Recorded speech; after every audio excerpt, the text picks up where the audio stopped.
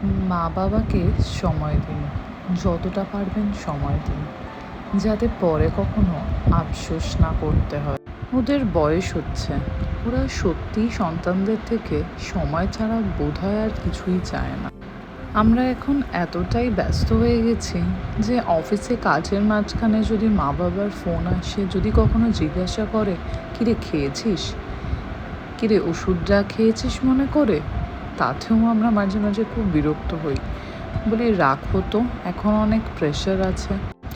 আসলে আমরা ভুলে যাই আমরা সারাদিন বাইরে বেরোই, এত মানুষজনের সাথে কথা বলি, ওরা তো বাড়িতে একা থাকে, ওদের কথাগুলো শেয়ার করার জন্য সত্যিই কেউ নেই। একদিন কাজের চাপে খোঁজই নেওয়া হয় না যে মা তুমি ওষুধগুলো খেয়েছো, বাবা প্রেশারের ওষুধটা ঠিক টাইমে খেয়েছে, তোমরা ভাত খেয়েছো। তোমরা ভাবছো হঠাৎ কেন বলছি এগুলো। এই কদিন আগে বাবাকে নিয়ে বেরিয়েছিলাম লং ড্রাইভে।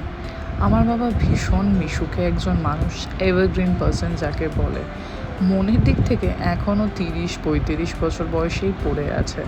বাবা ঘুরতে যেতে ভালোবাসে, লোকজনের সাথে মিশতে ভালোবাসে, ভীষণ গল্প আড্ডা দিতে ভালোবাসে।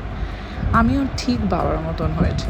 বাবা যেহেতু ঘুরতে যেতে ভালোবাসে, কদিন আগেই আমি একটা অফিসের কাজে যখন হাইওয়ের ধারে গেছিলাম, বাবাকে নিয়ে সোজা চলে গেলাম কেএফসিতে।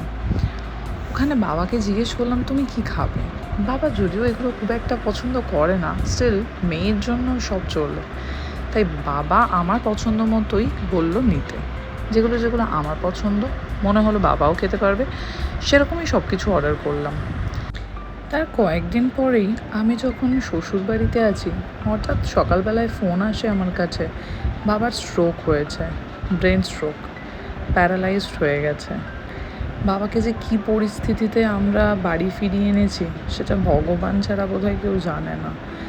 তাই আমার কাছে মনে হয় বাবা মার চেয়ে দামি আর এই জগতে সত্যিই কিছু নেই। বাবা মাকে অনেকটা সময় দিন, পরে যাতে সত্যিই আফসোস না করতে হয়। আমি চাই প্রত্যেকটা মুহূর্তে মা বাবা ভালো থাকুক, খুশি থাকুক। ওরা আমাদের জন্য যা স্যাক্রিফাইস করেছে, হয়তো কখনো সেটা আমরা ফেরত দিতে পারবো না, একটু আনন্দে তো রাখতে পারি। আমি শুধু সেটুকুই চাই। ভালো থাকো তোমরা।